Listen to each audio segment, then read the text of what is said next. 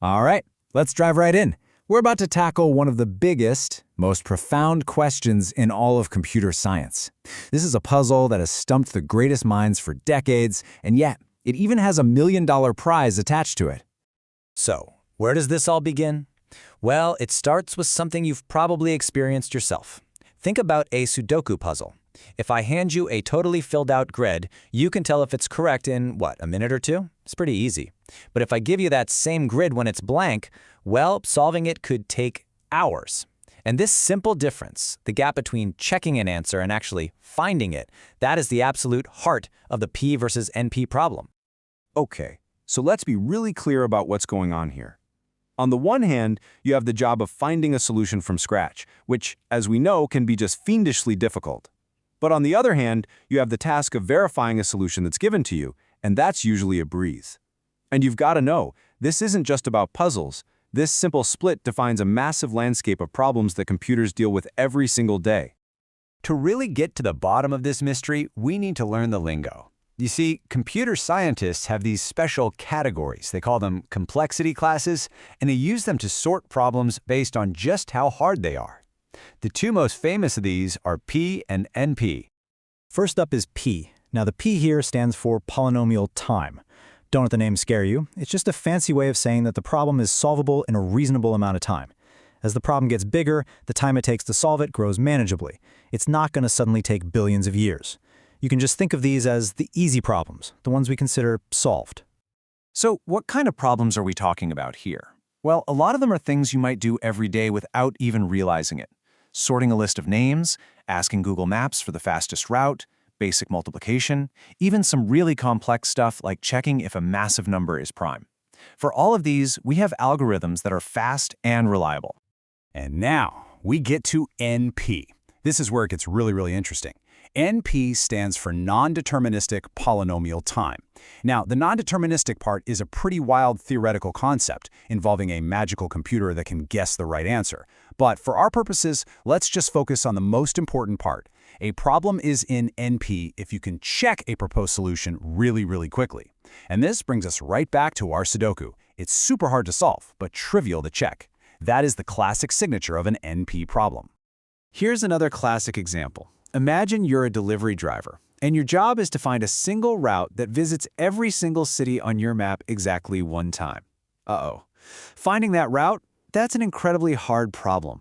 But what if your boss just hands you a potential route? That piece of paper, that's what we call the certificate. You can just take that route, trace it on the map, and quickly check if it works. Since the verification is fast, this is a classic NP problem. Okay, so here's an absolutely crucial point you have to get. P is inside of NP. Just think about it for a second. It makes total sense. If you can solve a problem quickly, meaning it's in P, then you can definitely verify a solution for it quickly. You just solve it again and see if the answers match. So the real multi-million-dollar question is whether there are any problems in NP that are outside of P.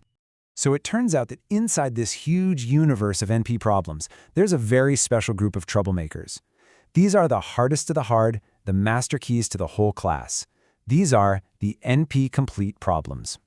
So for a problem to earn this special title, NP-complete, it has to meet two conditions. First, it's got to be in NP, meaning its solutions are easy to check. No problem there.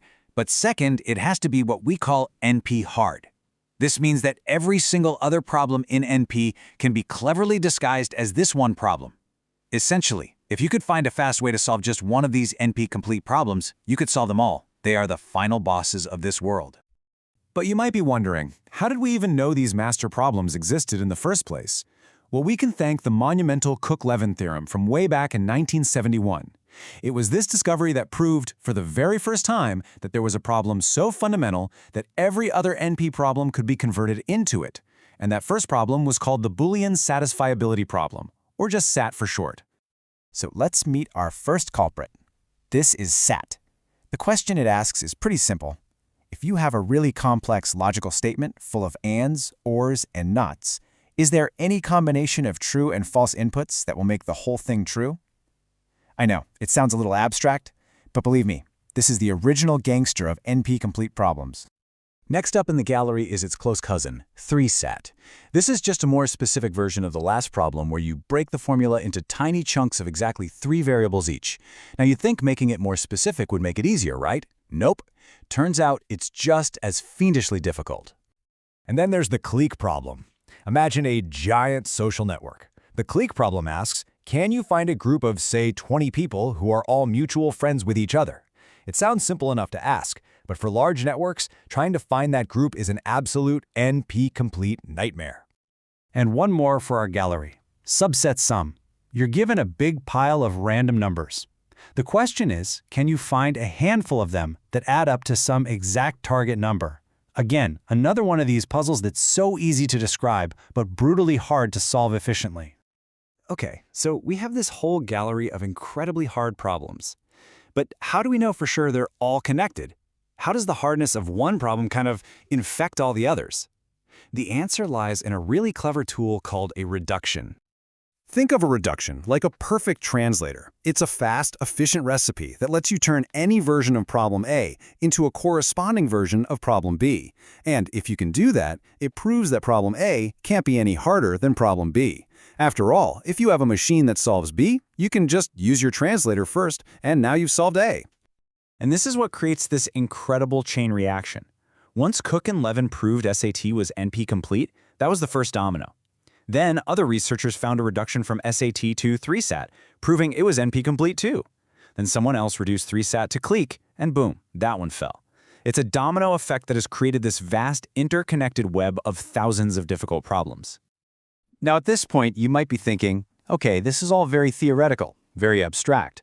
But the truth is, the P versus NP question has profound real-world consequences, affecting everything from how we deliver packages to how we protect our most sensitive data online.